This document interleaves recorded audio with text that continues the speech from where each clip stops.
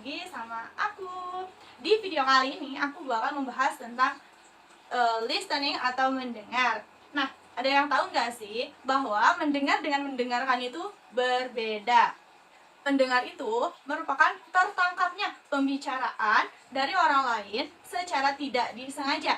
Sedangkan kalau mendengarkan yaitu memperhatikan secara serius apa yang sedang dibicarakan disertai dengan keseriusan postur tubuh. Nah, di sini juga ada langkah-langkah loh dalam mendengarkan. Langkah-langkahnya yang pertama, pentingkanlah. Pentingkanlah di sini tuh gimana sih? Nah, pentingkan di sini tuh jadi kita mementingkan informasi yang sedang dibicarakan oleh lawan bicara kita. Yang kedua itu penerimaan secara fisik. Nah, penerimaan secara fisik tuh jadi kita harus memperlihatkan nih fisik kita bahwa kita sedang mendengarkan cerita tersebut dengan amat sangat serius, seperti itu.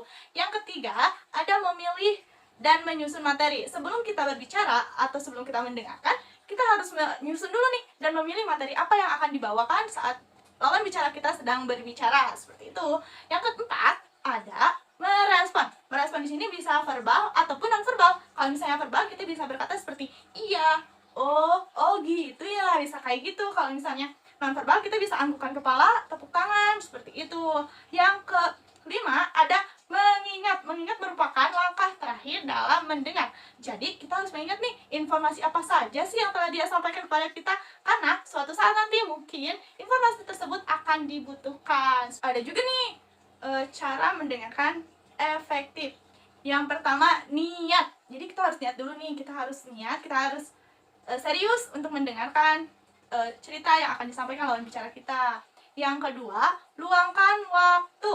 Nah, luangkan waktu ini seperti apa sih? Nah, jadi kita harus meluangkan waktu untuk mendengarkan si pembicara tersebut, untuk membicarakan apa yang ingin dia sampaikan. Seperti itu. Misalnya nih, seperti yang kita tahu ya, ketika mungkin teman kita sedang ada konflik dengan pasangannya atau mungkin dia putus cinta, pasti dia akan bercerita dengan durasi yang tidak sebentar kayak gitu. Jadi kita harus mendengarkan dan menyiapkan waktu luang untuk mendengarkan cerita tersebut, karena kalau misalnya kita mendengarkan dengan waktu yang terburu-buru atau waktu yang sempit, kemungkinan informasi yang akan dia berikan tidak akan penuh atau utuh. Informasi yang akan mereka berikan mungkin akan sepotong-sepotong kayak gitu.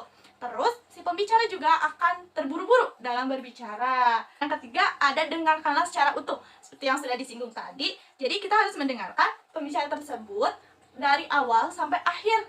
Apa yang ingin dia sampaikan, seperti itu. Jadi jangan sepotong-sepotong, karena kalau misalnya sepotong-sepotong, kemungkinan bakal kita salah tangkap nih informasi yang dia sampaikan. Kemungkinan kita akan berbeda apa yang kita pikirkan dengan yang ingin dia sampaikan, seperti itu. Yang keempat, ada refleksi kata menggunakan kata sendiri atau misalnya translate kata. Misalnya nih, dia tuh lagi bercerita tentang pasangannya. Nah, di tengah-tengah pembicaraan tersebut dia berkata, iya, dia selingkuh kayak gitu. Nah, kita harus tahu nih, dia ini siapa nih? Apakah temannya, pasangannya, atau mungkin saudaranya? Seperti itu. Jadi kita harus bisa mentranslate kata-kata si pembicara tersebut ke dalam kata-kata kita agar mudah dipahami, seperti itu. Beberapa gangguan situasi komunikasi. Nah, gangguannya itu gimana sih? Misalnya yang pertama, pesan yang terlalu banyak. Jadi dia berbicara yang memiliki pesan itu tidak hanya satu, jadi pesannya terlalu banyak dan itu akan membuat si pendengar merasa bingung atau mungkin merasa berpikir keras untuk bisa memahami pesan demi pesan yang disampaikan orang tersebut. Yang ketiga, kompleksitas pesan. Jadi pesannya tuh ketika dia berbicara, dia menyampaikan beberapa pembicaraan yang kompleks atau banyak gitu, tidak hanya satu topik, seperti itu. Yang keempat, gangguan lingkungan. Nah, gangguan lingkungan tuh misalnya nih kita sedang mendengarkan orang bercerita tapi di dalam keramaian, itu akan menjadi gangguan. Karena apa?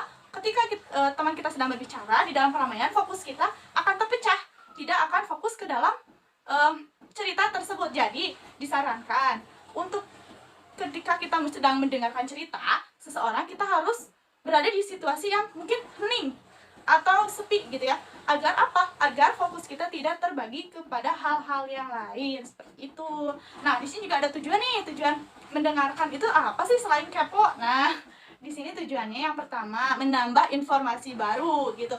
Jadi ketika kita mendengarkan, kita akan mendapatkan informasi yang sedang tren atau mungkin informasi yang baru nih, apa yang sedang terjadi, misalnya kayak terjadi di dunia maya, atau apa yang sedang terjadi di dalam kehidupan pasangan kita atau pasangan teman kita, seperti itu.